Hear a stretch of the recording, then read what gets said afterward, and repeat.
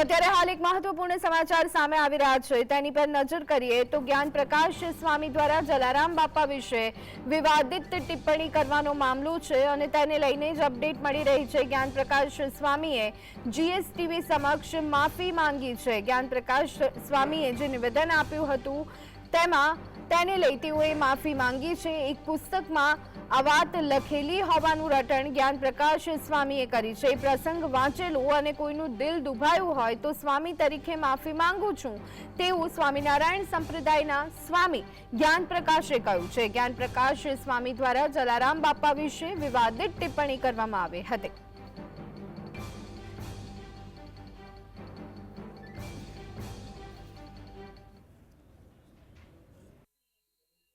સ્વામી દ્વારા જે નિવેદન આપવામાં આવ્યું છે ત્યારે આપણે એમની જોડે જ વાત કરવાનો પ્રયત્ન કરીશું। સ્વામી, કઈ રીતનું નિવેદન તમારા દ્વારા આપવામાં આવ્યું હતું, શું હતો સમગ્ર?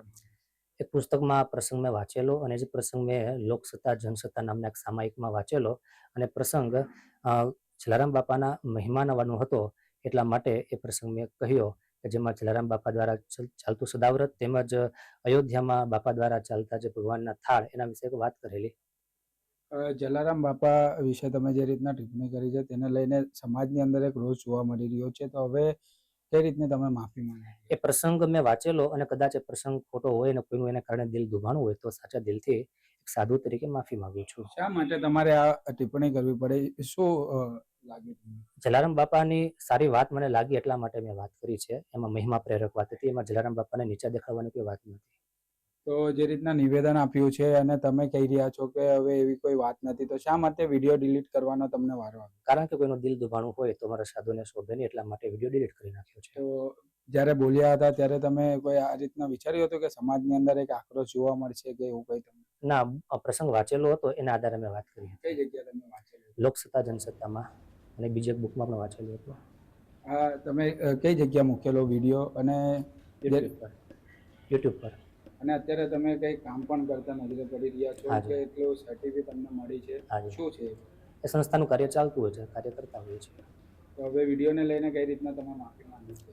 હા, તો જલારામ બાપાના ચરણોમાં લાખ લાખ વંદન કરું છું અને મારા શબ્દોને લઈ અને મારા વાંચવામાં જે પ્રસંગ આવેલો પ્રસંગને ધ્યાનમાં રાખી અને કોઈનું દિલ દુભાણું હોય તો સાચા દિલથી માફી માંગુ છું। સમાજના લોકો જણાવી રહ્યા છે કે ત્યાં આવીને તમે માફી માંગો, પરંતુ હવે કઈ રીતના તમે ત્યાં જશો કે પછી વિડીયો મારફતે?